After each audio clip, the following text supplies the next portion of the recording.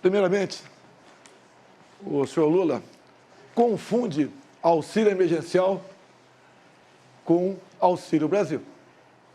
O auxílio emergencial de R$600.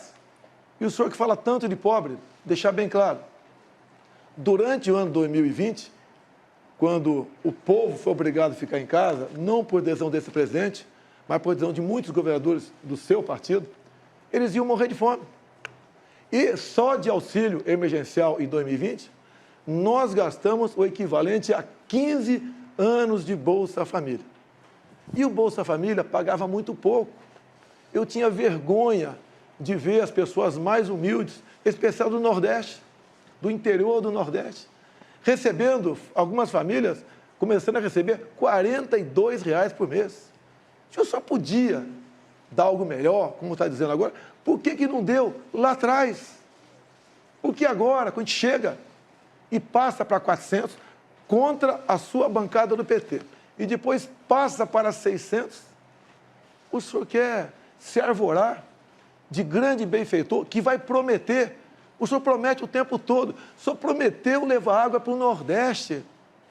E agora o senhor está prometendo picanha e cerveja. O senhor não fica vermelho com essas propostas mirabolantes e mentirosas? Creio que para governar o Brasil, tá, nós temos passado. Nós não somos candidatos aqui de primeira viagem. Então, o senhor tem seu passado que é lamentável, é triste. Em especial entre os mais humildes, os mais pobres do Brasil. Eu quero falar agora com o pessoal do Nordeste. Quanto era o Bolsa Família? Começava com R$40. Nós triplicamos com o Auxílio Brasil a média do Bolsa Família. Hoje, a dona de casa vai no supermercado e compra realmente algo para levar para casa. No passado, ia com o carrinho vazio. Eu perguntei quantas universidades você fez. Perguntei quantas escolas técnicas você fez. E você veio falar do Bolsa Família. O nosso programa de inclusão social não era só o Bolsa Família. O nosso programa de inclusão social foi a maior política de distribuição de renda que esse país já conheceu para o pobre. Porque era ajuda ao pequeno produtor rural, era 1.400.000 cisternas que nós fizemos para o Nordeste, era o PNAE para levar comida para as crianças mais pobres e a gente comprava do pequeno produtor, além do aumento do salário mínimo de 74%. Mas eu queria voltar à pergunta inicial. Quantas universidades e escolas técnicas o seu governo fez? Senhor Lula, durante a pandemia, 2 anos as universidades ficaram fechadas. Não tinha cabimento você abrir a universidade para ficar fechada. Lula, você não respondeu a pergunta do Josias de Souza sobre o Petrolão. Petrolão foi o maior esquema de corrupção da história da humanidade. O endividamento da Petrobras, com desvio de recursos, com compra de refinarias como Passadina, com o começo da construção de 3 refinarias, uma no Maranhão, outra no Pernambuco, outra no Rio de Janeiro. Não concluiu nenhuma, só ali se enterrou 90 bilhões de reais. Dinheiro, Lula, que você enfiou no ralo e grande parte dividiu com seus amigos.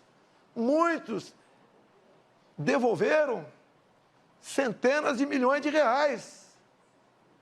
Lula, a Petrobras se endividou em 900 bilhões de reais. Isso equivale a você fazer 60 vezes a transposição de São Francisco. Lula, responda sobre o Petrolão. Eu vou responder sobre a Petrobras e vou dizer uma coisa para você.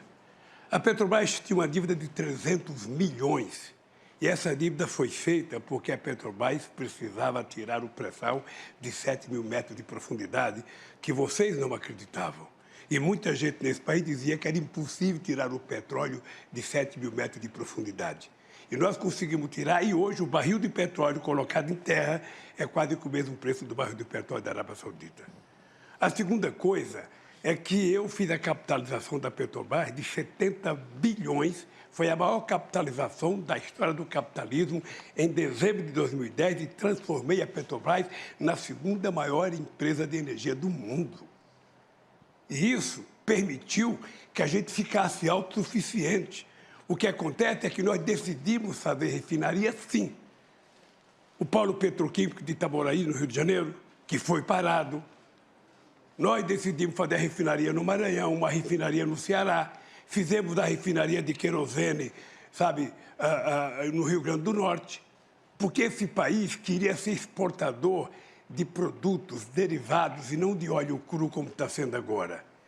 O Brasil tem um potencial extraordinário e se houve corrupção na Petrobras, olha, prendeu-se o ladrão que roubou, acabou. E prendeu porque houve investigação. Porque no nosso governo nada era escondido. A gente não tinha sigilo. Não tinha sigilo do filho, da filha, não tinha sigilo do cartão de crédito.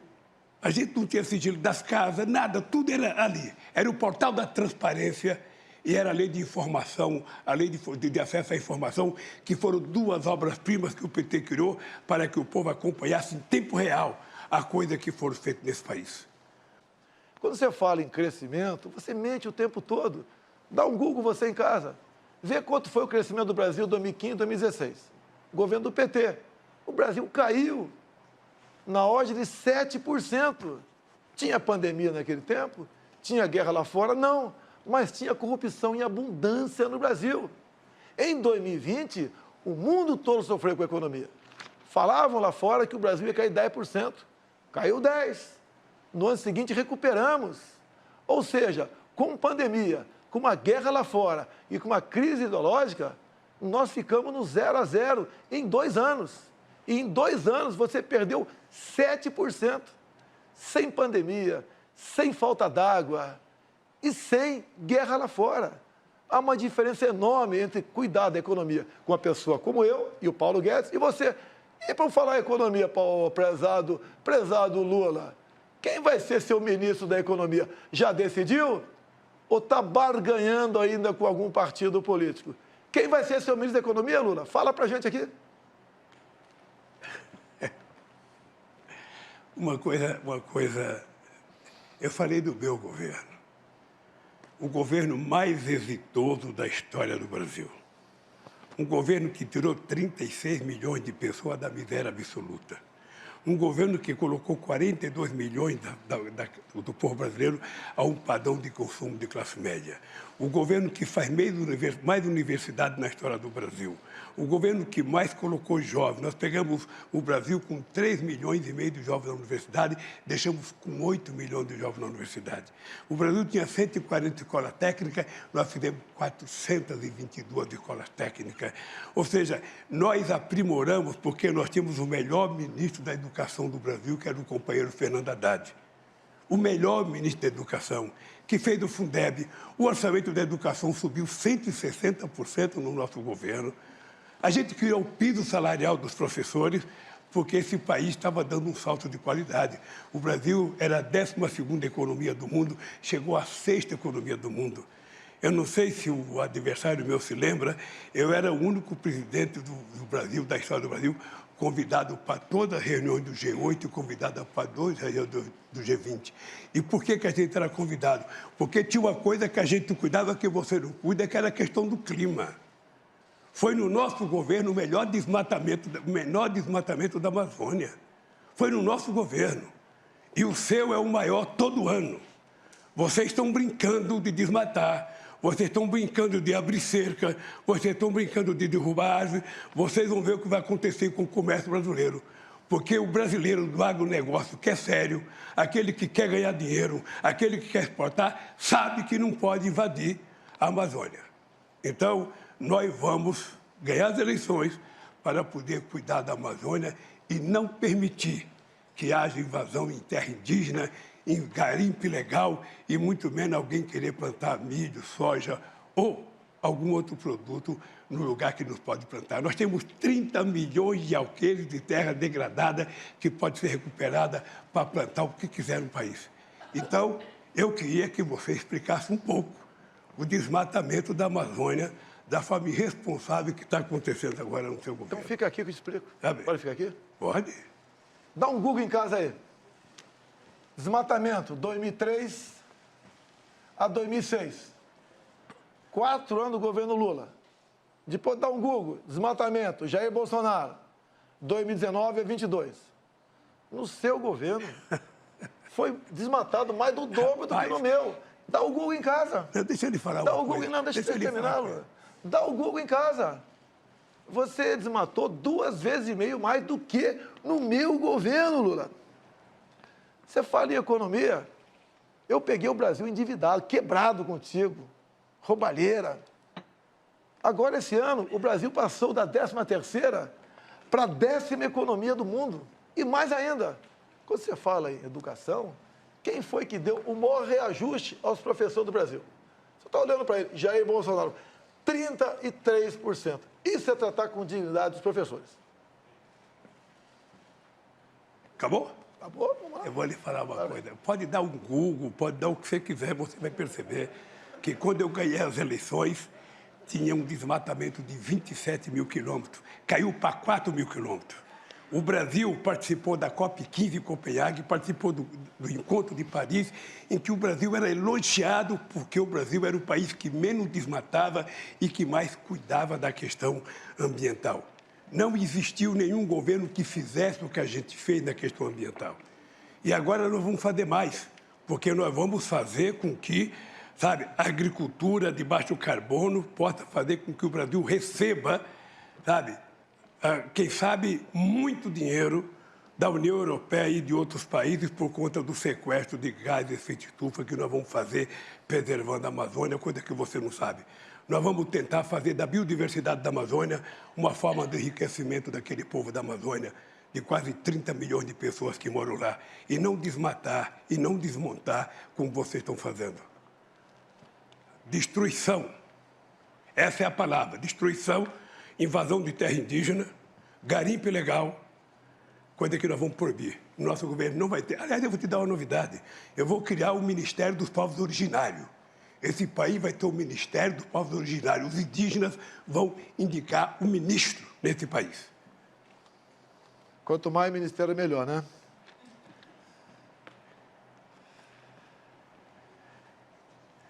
Lula, tu acabou de dizer, há poucas semanas, que é dividir a biodiversidade da Amazônia com o mundo. Você já está se curvando ao mundo. Em vez de você falar que a Amazônia é nossa, você quer dividir a nossa biodiversidade. Você só consegue manter em pé as suas mentiras se você botar um plano de governo teu, que todo mundo já sabe. Controle da mídia. Você fala o tempo todo que quer controlar a mídia, que vai controlar a mídia. Ou seja, somente assim, Lula, para as suas mentiras permanecerem em pé. Você quer ou não controlar a mídia? Mentiroso é você. Você mente todo dia. Você mente e desmente, mente e desmente. Você foi obrigado a acordar 1h da manhã hoje para fazer uma live por causa da mentira que você tinha que contar ao povo brasileiro. Você sabe disso. Você devia ter deitado com a consciência muito pesada com o que você fez. Muito pesada.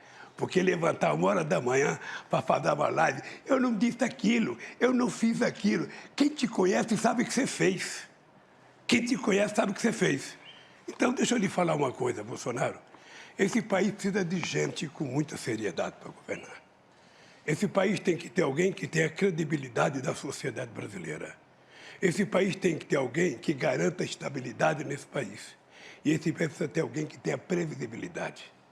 Esse país não pode ter um governo que parece um biruta, que todo dia fala uma coisa, todo dia diz uma coisa, todo dia desdiz a coisa que diz. Esse país precisa de gente séria. E é por isso que nós vamos trazer o que você não conseguiu trazer. Nenhum país te convida para ir lá e ninguém quer vir aqui, pois eu vou voltar a abrir esse país para o mundo.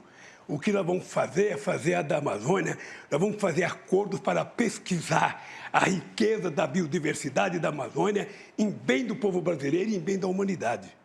Porque nós precisamos compartilhar o conhecimento científico com outros países para que a gente possa explorar corretamente a Amazônia. Então, Bolsonaro, você sabe o que nós fizemos. Você, sinceramente, sabe que você colocou um ministro que desmatava tudo e dizia que era para abrir a cancela para entrar boiada. Você não teve o menor respeito pela Amazônia, o menor respeito. Ou seja, para você o que vale é os caras quebrar, desmatar, invadir, plantar. Sabe? O homem de negócio sério não invade. Eu digo para vocês, o verdadeiro o homem do agronegócio não invade. Quem invade é bandido. Quem invade está transgredindo a lei e isso vai acabar. Isso vai acabar. Não tem conversa mole.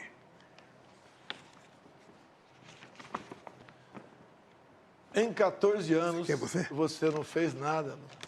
Em 14 anos, você não fez nada. Está prometendo que vai fazer pela Amazônia agora? Você não fez nada. Você passeou por aí, as suas viagens, mas nada além disso. Você não fez nada para o Brasil. Vamos falar um pouquinho sobre... Já você falou que vai trazer amigo para cá? Você sentiu... Você vai trazer... Você era deputado e você sentiu orgulho de ter o Lula como presidente. Fala a verdade. Meu tempo? Vamos falar dos seus amigos? Vamos. Daniel Ortega? Vamos. Ortega? Vamos É seu falar. amigo, não é? Vamos falar. É Ortega seu amigo? Vamos falar. É seu amigo Ortega? Faz a pergunta. É, Faz ele te cumprimentou quando pergunta. tu foi para o segundo turno aqui. Faz a pergunta. Ele lá está prendendo padres, expulsando freiras, fechando canais de TV como a CNN, de TV e rádio católica. Ele acabou de proibir a comemoração do Dia da Bíblia, proibiu procissões, fechou o país, um desrespeito com as religiões. E você o trata como amigo? Diz que isso compete a ele e nós não podemos fazer nada? Outro amigo teu, Lula, quando eu falei na ONU que estava de portas abertas para receber freiras e pazes da Nicarágua, o teu outro amigo, Petro, da Colômbia, ocupou a tribuna e pediu a descriminalização da maconha, ou melhor, da cocaína, o que é mais grave ainda. Lula, esses são seus amigos aqui no Brasil, são os chefões da comunidade. Não é o povo do Complexo do Alemão, não. O povo ali é decente, é ordeiro, é trabalhador. Você é amigo da minoria, pessoal do CPX e dos traficantes. E você agora é amigo também de Ortega e Petro, que pede a descriminalização da cocaína e que prende padres e freiras. É isso mesmo, Lula? Fala sobre o teu amigo aqui.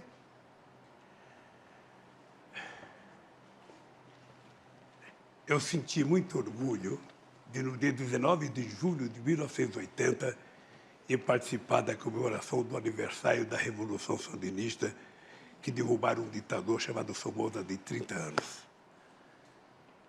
Agora, o regime político da Nicarágua é uma coisa que depende deles, e o Daniel Ortega sabe, você sabe, o Chaves sabe, todo mundo sabe, que se eu quisesse acreditar em mandato perpétuo, eu teria aceito o terceiro mandato quando me propuseram. Eu acho que quem acha que é imprescindível, insubstituível, começa a nascer um ditador. Então, se o Daniel Ortega está errando o povo da Nicarágua, que puna o Daniel Ortega. Se o Maduro está errando o povo, que puna. Porque você, quem vai punir, é o povo brasileiro. Dia 30 de julho, dia 30 de outubro, se prepare. Eu faço aniversário dia 27 e o povo vai me dar de presente a sua volta para casa. É isso que vai acontecer. Porque o povo está precisando de alguém que cuide dele, alguém que cuide do povo, alguém que cuide da mulher, do trabalhador, alguém que cuide, que tenha... Candidato Lula, o seu tempo acabou. É que eu fico empolgado. Muito obrigado. Quem cuida do povo sou eu, do mais pobre. Olha o Auxílio Brasil. Você que é pobre, tem dificuldade. Multipliquei por 3 o valor médio do Bolsa Família. Agora vamos falar de fé, de religião, de liberdade. Ele assinou a Carta da Democracia e é apaixonado por Ortega, por Maduro, pelo falecido Fidel Castro, entre outros ditadores. O círculo de amizade dele aqui nas comunidades não é o povo trabalhador, são os traficantes. Olha a preocupação que nós temos. O que tem de comum entre Lula, Ortega, Chaves falecido, Maduro, Evo Morales, Fernandes da Argentina, Petro da Colômbia? São do Foro de São Paulo, são todos amigos. Olhem para onde estão indo esses países. A Venezuela, o Lula fez campanha para o Chaves lá atrás e para Maduro também. Até chegou a falar certa vez, pode faltar tudo na Venezuela, menos democracia.